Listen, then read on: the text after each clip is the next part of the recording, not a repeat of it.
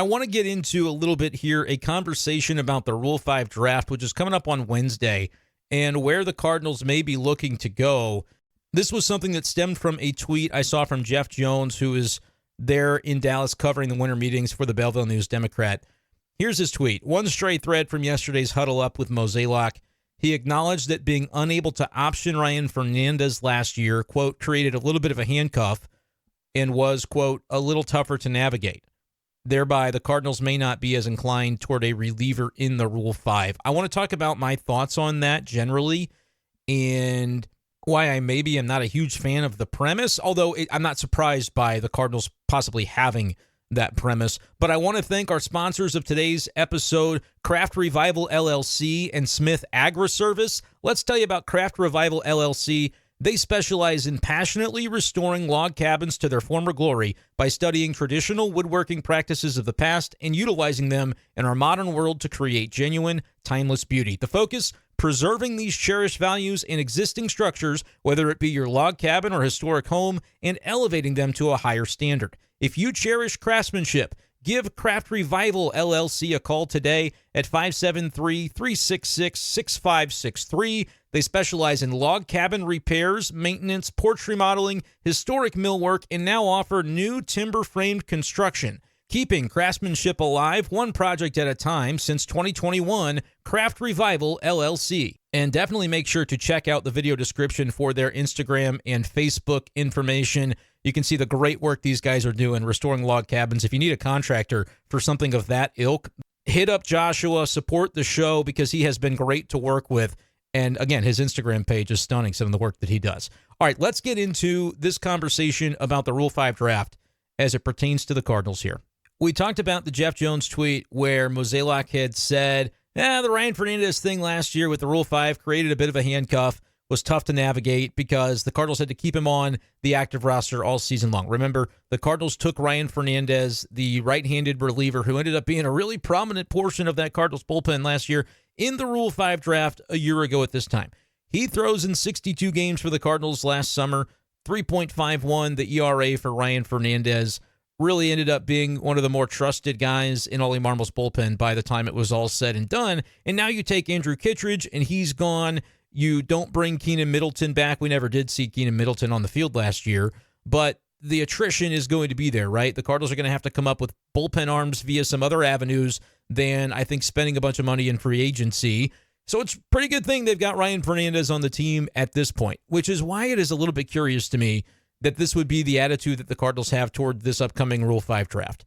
And I get it. I am not blind to the roster churn being an important aspect of managing a team, and having relievers with options is a very valuable aspect of that, because if a guy throws multiple innings and he's probably not going to be available for a number of days anyway, all right, that would be a decent time to option him and bring up a fresh arm and continue to churn through the roster. If you have enough guys, right, you can have an 8-man bullpen. If you have 15, 16 total relief pitchers that you can churn through, you can basically just have a revolving door. That's the way that the rosters and the rules around it are set up in Major League Baseball nowadays. Yes, they punish you by having to keep a guy down for 15 days unless there's an injury, but teams are constantly reshuffling and navigating these waters to be able to give their Major League manager the highest number of fresh arms on a given day throughout the 6-month summer. Like, this is part of it. That being said, if our takeaway from the Cardinals front office and their roster management last season was, shucks, I wish we could have optioned Ryan Fernandez at some point, what are we doing here? Ryan Fernandez was great. And I get it. Like, there was probably a moment late in the season where he started to wear down and had a couple of games where he maybe wasn't as effective and sort of hit the wall, right? And you maybe wished, okay, we could have had a fresh arm there, but we would lose him if we had it. Okay. I mean, that's a very minor quibble, in my opinion, with the reward being now you can option Ryan Fernandez because the Rule 5 thing no longer applies. Kind of sucks for Fernandez, but he's going to be one of the guys that's probably part of that Memphis shuttle this year. But it's almost, I also view it as like the rules save the Cardinals from themselves, because at times they are very quick to send a reliever down because they might not have him for a couple of days because he pitched 2 or 3 innings the day before that, and they need a fresh arm, which I understand and respect that we don't always know the full scope of what a manager's going through when he's trying to find who's going to pitch the 9 innings that next day, especially when the starters aren't going deep. But can we be real for a minute? Ryan Fernandez was very good. And it's very fortunate that the Cardinals made the decision to draft him in the Rule 5 last year so that they now have him as a controllable piece of their organization moving forward as a 26-year-old reliever who's probably going to get he'd get some save opportunities if Helsley ends up getting dealt. If not, he's one of your probably your chief right-handed setup man as we go into spring training with where the roster's at today. To poo-poo that and say that created a challenge is missing the forest for the trees, in my humble opinion. I know the Cardinals in their front office know way more about it than I do, but as I'm sitting here on the sideline looking at it, again, acknowledging that the churn of the bullpen is important and that flexibility matters, it's a good thing the Cardinals have Ryan Fernandez. It's not a cautionary tale about why not to draft a reliever. Oh no, what if he turns into one of our best relievers and then we can't option him because he's too good? Come on, this is a good thing. That being said, it seems as though Mo doesn't make those comments if the Cardinals are planning to dip back into that well and draft a reliever in the Rule 5 draft this time around. That's sort of my takeaway, is it seems like the Cardinals aren't going to be looking in that direction for better or worse. And when you look at the state of the roster and the pitching staff, I'll go over the 25, or I guess it's a 26-man active roster and comb through 4 guys that could make an impact in relief. Ryan Fernandez is on the list. Gordon Graceffo could be on the list, certainly. Guys you've thought of in the past as starters, it might just be time to get them to the big leagues and see what they've got if the Cardinals are looking to fill out a bullpen. Even if Graceffo has been a minor league starter, you can look at that guy and say, he could throw some innings. It's going to just be about getting a look at guys and having them throw innings. Helsley, obviously on the roster. Tink Hence, I'm thinking probably should be reserved for stretching out in AAA, not to come up and pitch in relief in a year that's not supposed to be the Cardinals' most competitive season, but his name's out there. John King from the left side, certainly. Kyle Leahy's there from the right side. Liberatore from the left side, depending on what the Cardinals want to do with him. Ryan Ludus still on the 40-man roster, and therefore the active. McGreevy should be starting. Steven Matz in the mix. If he's going to be bumped to the bullpen, we'll see. Remember, they picked up Roddery Munoz, who's sort of a project starter from Miami. Could they move him to the bullpen? I think, honestly, he might be better suited for a bullpen role. Try to get a little bit more out of his arm in a shorter burst type of setting. We'll see what the Cardinals choose to do there. Riley O'Brien is still around. Sem Roberts is still around. Takoa Roby, if he can get healthy, I think would absolutely be a candidate to potentially convert to shorter burst and be a bullpen guy as early as this season. Jojo Romero, Chris Roycroft, Matt Swanson now on the 40-man. He'll get a shot coming into spring. Zach Thompson, we'll see what the Cardinals want to do with him. So bunch of names. Those are all the pitchers that I kind of glossed over the starters. I didn't say Palante, Michaelis, a couple guys that we just know are going to be starters. Sonny Gray, Eric Fetty. A lot of names I said there, not a lot of reliability. But maybe that's the way the Cardinals want it in a year like 2025 where they're going, all right, if we don't make the playoffs, again, we want to make the playoffs. We're going to do our best. The field staff is going to try to make it. The front office is like, flexibility. Let's be able to not get anybody injured because we have enough innings to cover the bullpen because we're constantly churning through the Roycrofts and the Fernandezes that are now eligible to be churned, et cetera, the Ludus camp of the world, those guys. The Cardinals are going to churn their bullpen. It's going to be interesting. I don't know what the quality of that bullpen is going to be. It's sort of like if you have the type of guys that you're not demanding that they stay all year because they're just so good you can't possibly send them down. And even sometimes it feels like guys that have performed just are subject to the Memphis shuttle anyway. If you have that situation in 2025, it just sort of is what it is. But I just don't love that the Cardinals would potentially say, there's an arm that we like in the relief portion of the Rule 5 draft, but we're going to not do it because we don't want to be stuck with somebody. Where it's like, all right, the guy you're stuck with as a result of that decision last year is Ryan Fernandez, and he's probably your second best reliever, maybe third best behind JoJo, but we'll see what happens with Helsley and JoJo if either of those guys are moved. So that's my take. I don't agree with it that the Cardinals aren't. And look, maybe there's no reliever out there that's a Ryan Fernandez caliber, but they did a really nice job identifying him last year, and it worked out. It couldn't have worked better. So to be looking at it from a perspective of, as a handcuff, we couldn't option him. We couldn't option our third best reliever. Oh, shucks. I just don't. Again, of all the roster management things we could be talking about, and I get it. The way this works is we see a tweet from a reporter, and so we're like, oh my gosh, this is what Mo chose to talk about, when that's not, he's asked about it, right? And that's the reason that he gives a quote on it. He wasn't asked in that moment about Brandon Crawford and why the hell did you leave him on the roster so long last year. It's not just, hey, this was a conversation about roster management. What were your regrets? And he said Ryan Fernandez because we were stuck with him. No. That's not what happened. So we have to contextualize and make sure we're fair about this. They're talking about the Rule 5 draft. Seemingly Cardinals aren't going to be as inclined toward a reliever in the Rule 5 according to Jeff Jones. Now, Jeff adds this. There are a couple of 40-man spots open. And he says it would be a surprise if they didn't take anyone in the Rule 5 draft. If you don't take a reliever, what would you take? Someone with positional versatility would make sense.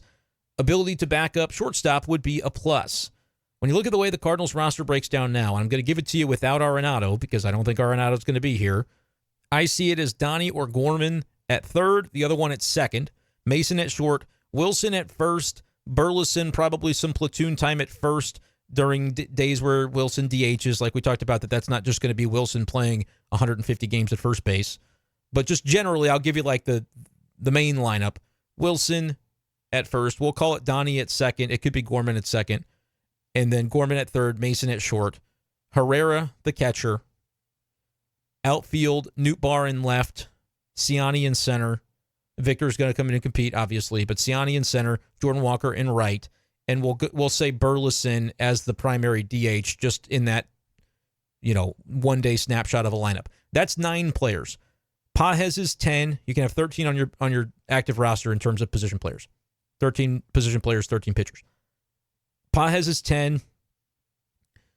And already you're kind of like, who's going to be on this bench? It could be Luken Baker, or they could potentially say there's not enough, versatility that he brings, and he's got an option, so they could use it. Sajasi, I think, makes a lot of sense, but they're going to ask the question of how much playing time is he going to get in the big leagues if we bring him along. So maybe they're not going to be satisfied by that answer, and it'll take an injury, and then Sajasi will be the first one up, and he'll play every day. But for now, I'll put Sajasi on the bench because it's thinned out. Like Matt Carpenter, maybe you bring him back. Maybe I just don't see really the benefit of giving up roster spots to veterans at this point for a team that's maybe not trying to win, unless you really think that the value of Carpenter there, which like Goldie pushed for Carp to be around. Goldie's gone now. So again, what's the benefit from a standpoint of it'll cost you $1 million or $2 and it's a roster spot that you won't be able to utilize throughout the season. You won't be able to churn it. You won't be able to do anything with it. So, I mean, you could say Sajasi, Pages, that gets us to 11. I'll put Luken Baker there for now because I think his bat off the bench makes a lot of sense. I don't know. Again, I think the Cardinals, it'll depend on what they get out of that 13th spot in terms of positional flexibility as to whether Luken makes perfect sense or whether he doesn't. Matt Koperniak is a name you could throw into the mix as well, especially if you're looking at Burleson needing to play some first base. Having an additional outfielder like Koperniak, who could, I think, play all 3 spots, would make sense. You'd like to have a right-handed hitting version of Matt Koperniak, but that's not the way the world works. The Cardinals just, as of now, you don't have that. And I do think Ciani in center field is probably the name that people are going, well, wait a minute, what about Victor Scott? Victor Scott, I think if he doesn't win the job to be the everyday center fielder right away, I think he goes to Memphis rather than sitting on the bench because his development's too important for a team that, again, if he's not playing at the big league level, it's not worth it to have him off the bench to be able to pinch run or, sub for defense every day. He's 23, 24 years old trying to make a career out of this. Cardinals aren't going to use the roster spot like that, like they might have at times last year when they were still hoping to maybe sneak into the playoffs. So Ciani's not Victor would not be a part of this for me if I'm mapping out a 26-man if Ciani's the center fielder. So you've got me basically one spot to work with if your bench is Pages, Sajasi, and Luken Baker. And let me know in the comments, what you think. It could be Koperniak over Luken Baker because Sajasi does hit right-handed, and maybe you don't need the right-handed bat of Luken if you pick up somebody in the Rule 5 draft that can play maybe shortstop and outfield as well. Maybe that person's just Jose Fermin, who is still around on the team. Let me pull up the active roster again to make sure I'm not glossing over anybody. Like Fermin, Cardinals threw him out there in AAA in the outfield a little bit. If he could do it, then he could do it, and that would be an easy solution because he does have a right-handed bat attached to him. But the Cardinals never trusted him in the big leagues at shortstop. I don't think he's ever played a snap there. A snap. I'm still in football mode. I don't think he's seen an inning at shortstop in the big leagues, unless it just happened down the stretch this past year, and I am glossing over it. the Cardinals have just really not been, they don't see him that way for whatever reason, right or wrong.